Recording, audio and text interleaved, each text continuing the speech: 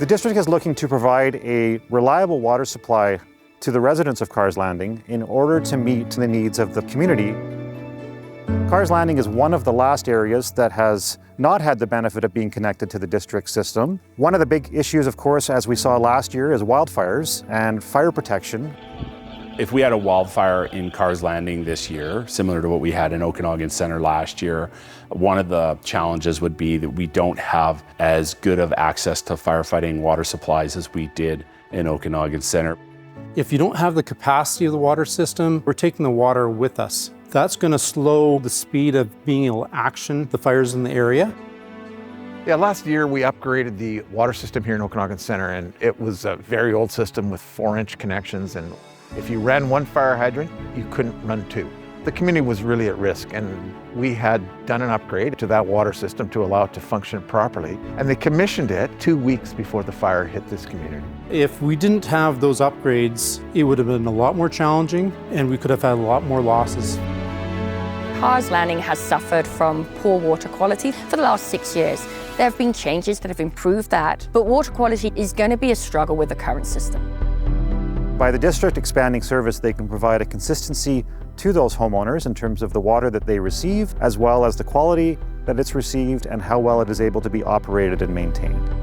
Every week we take all the water chemistry samples, and we also send samples to the lab to be analyzed for bacteriological results. Here at the district, we're really adamant on making sure that we sample online 24-hour. We have the water quality parameters that we can check at any time of the day.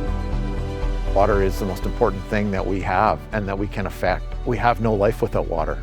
We've been abusing our water systems for a long time, so we've got to do a better job of handling that if we're going to provide housing for all levels of people. One of the restrictions that the province has had to put on our community is the inability to add additional accommodation to your lot. So for example, you want to have a carriage house? That currently is impossible under the current system. With a more modern system run by the municipality, we have the option then to allow that to happen, also to subdivide and maybe provide some more gentle density in this area. The other aspect in terms of our changing climate is invasive mussels. Anybody with an intake onto the lake is going to be vulnerable to the impact of invasive mussels on their water system. These mussels will climb in, they will grow over anything that exists. The threat to the infrastructure is going to mean constant cleaning and repair of it, to the point where for a single-family homeowner, this is going to be incredibly difficult to do. The district has the real strength of having multiple water supplies that can be relied upon under different conditions. And so by bringing this multi-source system out to this area, it would allow the residents to respond to issues as they arise within Okanagan Lake or within any of the other sources that are servicing the district. And so providing a resilient water supply to meet those communities' needs is, I think, really what's been at the heart of this project.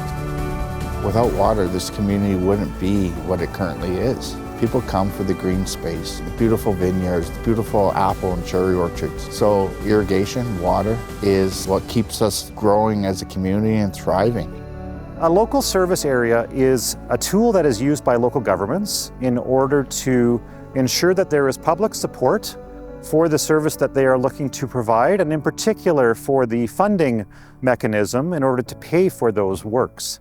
And so it's a bit of a unique opportunity to engage with the public, make sure that there is alignment between values, needs, and the ability to pay for those services.